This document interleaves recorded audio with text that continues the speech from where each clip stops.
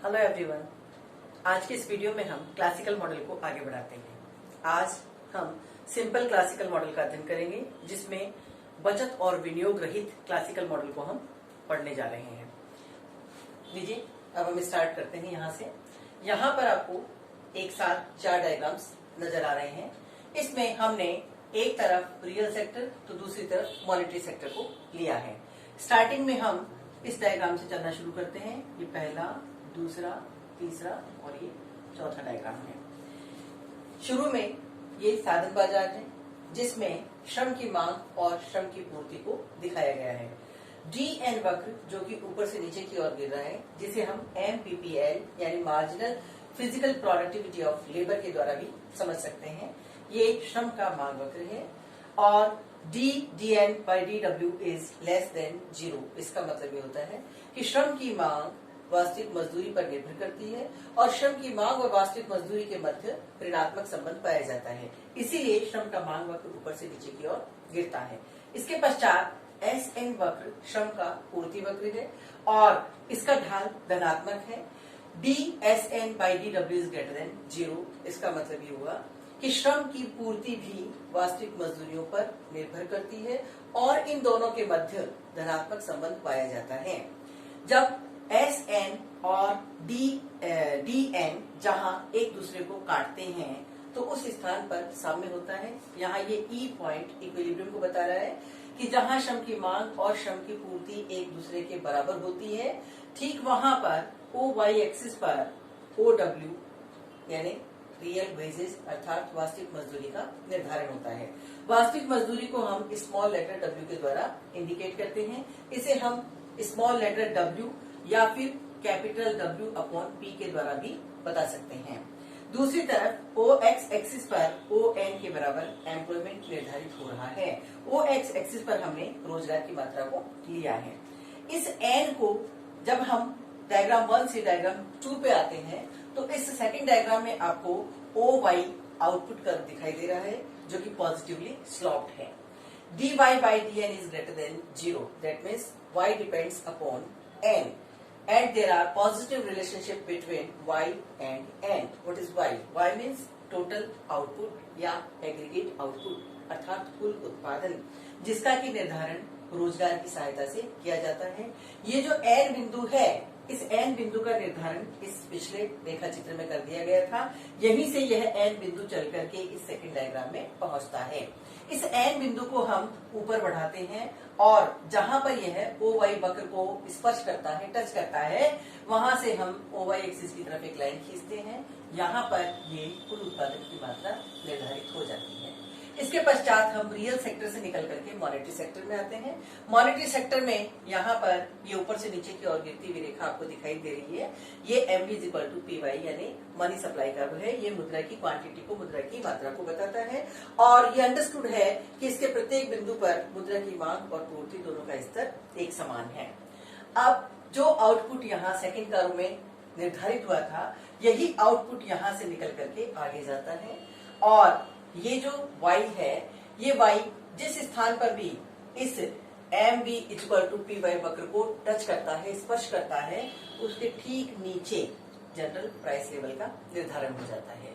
यानी इस डायग्राम में सामान्य कीमत स्तर का निर्धारण होता है। फिर इस P बिंदु को जब हम नीचे की तरफ ले जाते हैं तो इस फोर्थ डायग्राम में आपको एक 45 डिग्री की रेखा दिखाई दे रही है, जो कि W अपॉन P यानी रियल वेज लाइन है। ये वास्तविक मजदूरी की रेखा है। ये P जहां भी इस W अपॉन P रेखा को टच करता है, ठीक वहीं पर OY एक्सिस पर कैपिटल W यानी मॉनेटरी वेजेस का निर्धारण होता है। तो एक तरफ सामान्य कीमत स्तर और दूसरी तरफ मौद्रिक मजदूरियां। चूंकि सामान्य कीमत स्तर का निर्धारण ऊपर यहाँ हो चुका है, सामान्य कीमत स्तर और वास्तविक मजदूरियां दोनों मिलकर के मौद्रिक मजदूरी की दर का निर्धारण करती हैं। हम इसे इस प्रकार इक्वेशन के रूप में भी लिख सकते हैं कि capital W is equal to W into P यानी मौद्रिक मजदूरी वास्तविक मजदूरी और सामान्य कीमत स्तर के गुणनफल के बराबर होती है। एक बार जल्दी से फिर से समझ लीजिए कि इस फर्स्ट डायग्राम में DN डिमांड कर्व है लेबर का, SN लेबर का सप्लाई कर्व है। E बिंदु पर दोनों एक दूसरे को काटते हैं, जहां पर ON एम्प्लॉयमेंट और OW रियल वेज निर्धारित होती है।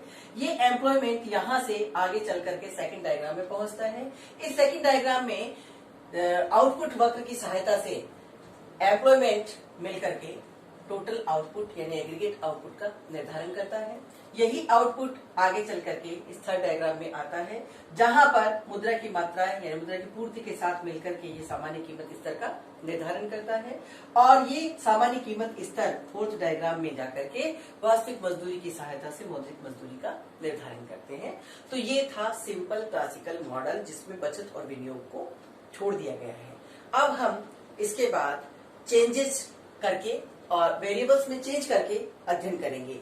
हम देखेंगे कि रियल सेक्टर के किसी भी वेरिएबल में यदि कोई भी परिवर्तन होता है तो उस परिवर्तन का कंप्लीट मॉडल पर क्या इफेक्ट पड़ता है। लीजिए हम स्टार्टिंग कर रहे हैं change in demand of labour, यानी यदि श्रम की मांग में परिवर्तन हो जाए तो इसका पूरे मॉडल पर क्या इफेक्ट होता है, क्या प्रभाव पड़ता है।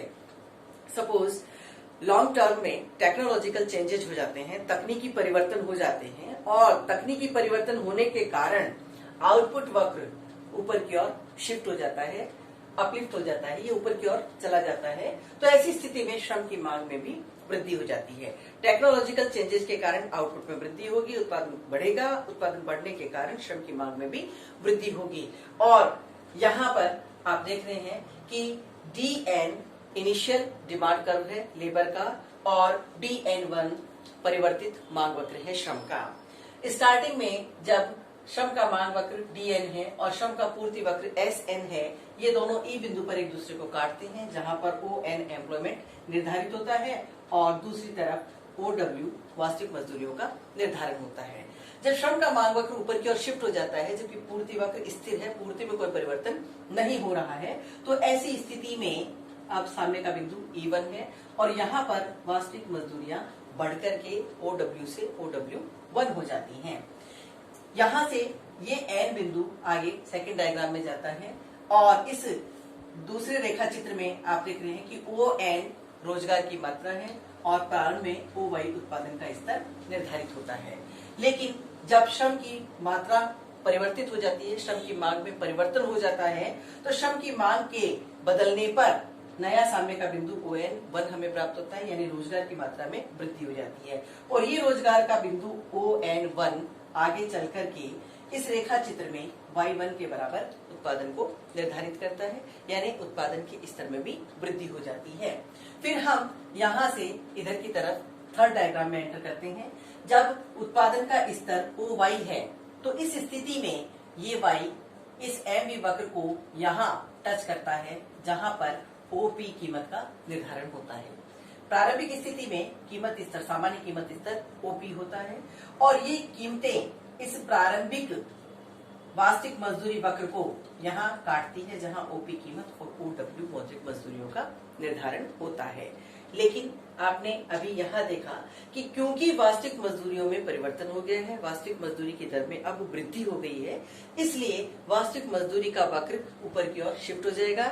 ये W/P से परिवर्तित होकर W/P1 हो जाता है। और अब जब रोजगार में वृद्धि हो जाती है और रोजगार में वृद्धि होने के कारण कुल उत्पादन में भी वृद्धि हो जाती है, तो ये बढ़ा हुआ कुल उत्पादन जब इस वक्र में थर्ड वक्र में आता है तो यहाँ पर OP1 सामान्य कीमत स्तर निर्धारित होता है, जो कि OP से कम है। अर्थात कहने का मतलब ये है कि यदि इकोनॉमी में प्रोडक्शन में वृद्धि हो जाती है तो ये बढ़ा हुआ उत्पादन तभी बिकेगा जब सामान्य स्तर में कमी की जाएगी। सामान्य कीमत स्तर में जब कमी होगी तभी अतिरिक्त मात्रा में जो उत्पादन हुआ है उसके लिए मांग उत्पन्न होगी। तो इस तरह आपने देखा कि सामान्य कीमत स्तर OP से घट करके OP1 आ जाता है। अब ये सामान्य कीमत स्तर यहाँ से चल करके नीचे के रेखा चित्र में आता है। इस निचले रेखा चित्र में आपको दिखाई दे रहा है कि W/P से वास्तविक मजदूरी की जो रेखा है वह W/P1 हो जाती है बदल करके, और इस W/P को ये P1 यहाँ काट रहा है, जहां पर W1 मौद्रिक मजदूरियों का निर्धारण हो रहा है, जो कि पहले से अधिक है। अब यहाँ पर इस पर्टिकुलर रेखा चित्र में आपको मौद्रिक मजदूरियों में होने वाला परिवर्तन पॉजिटिव यानी बढ़ता हुआ दिखाई दे रहा है। मौद्रिक मजदूरी में जरूरी नहीं कि वृद्धि हो, ये उतनी ही रह सकती है या उससे कम भी हो सकती है।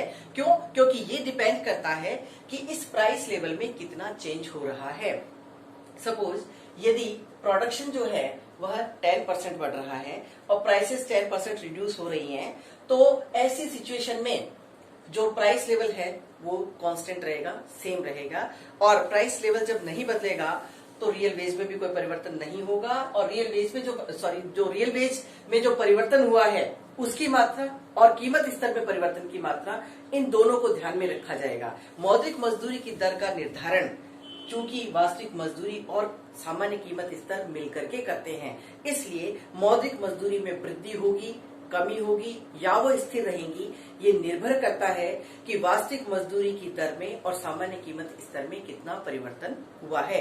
यदि दोनों में समान परिवर्तन होता है, अर्थात यदि वास्तविक मजदूरी की दर में 10% की वृद्धि और सामान्य कीमत स्तर में 10% की कमी हो जाती है, तो मौद्रिक मजदूरी में कोई परिवर्तन नहीं होगा। लेकिन यदि मौद्रिक मजदूरी वास्तविक मजदूरी में परिवर्तन ज्यादा है और सामान्य कीमत स्तर में होने वाला परिवर्तन कम है, तो ऐसी स्थिति में मौद्रिक मजदूरी की दर बढ़ भी सकती है और घट भी सकती है।